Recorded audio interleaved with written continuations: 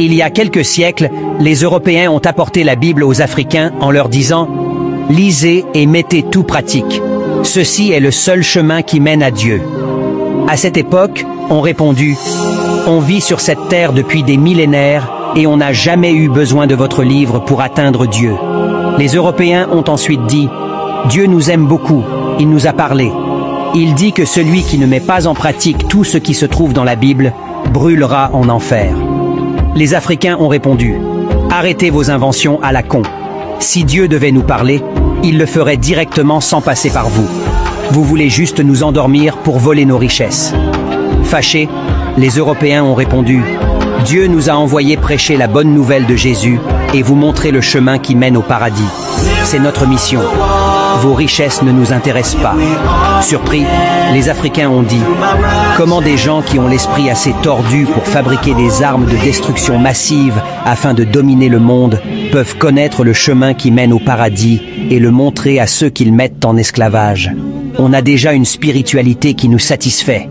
Allez évangéliser vos enfants. » Tout de suite, ils ont sorti les armes et les fouets.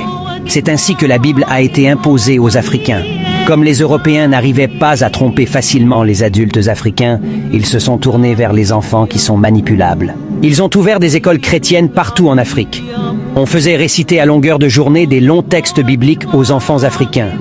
68 fois, « Je vous salue Marie ». 90 fois, « Notre Père qui est aux cieux », comme si Dieu était sourd, etc.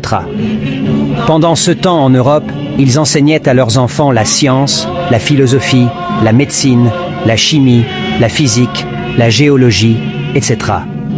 Ils disaient aux Africains « Ne regardez pas toutes vos richesses volées par les Blancs, ce sont les biens de ce monde. Les vraies richesses se trouvent au paradis pour les enfants sages et obéissants qui lisent la Bible. Ne vous souciez pas du futur, Jésus contrôle tout. Il ne laisse pas mourir les oiseaux du ciel, comment ne devra-t-il pas s'occuper de vous ? » Pendant ce temps, des milliers de personnes mourraient de faim tous les jours.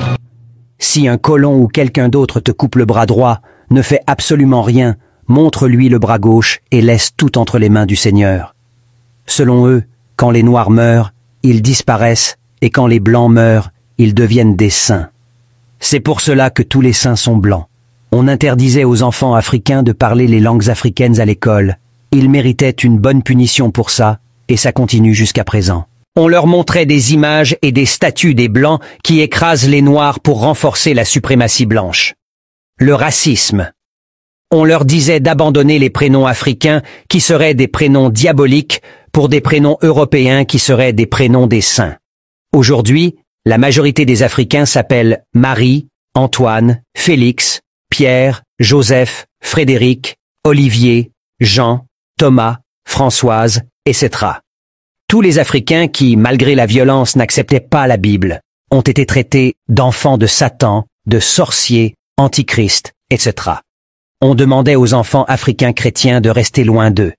Toutes les belles œuvres d'art africaines ont été taxées de sorcellerie par cette religion. Une sorcellerie qu'ils ont volée pour remplir leur musée et qui leur rapporte des milliards d'argent jusqu'à ce jour. Ils ont peu à peu détruit l'identité africaine, la culture et la religion africaine.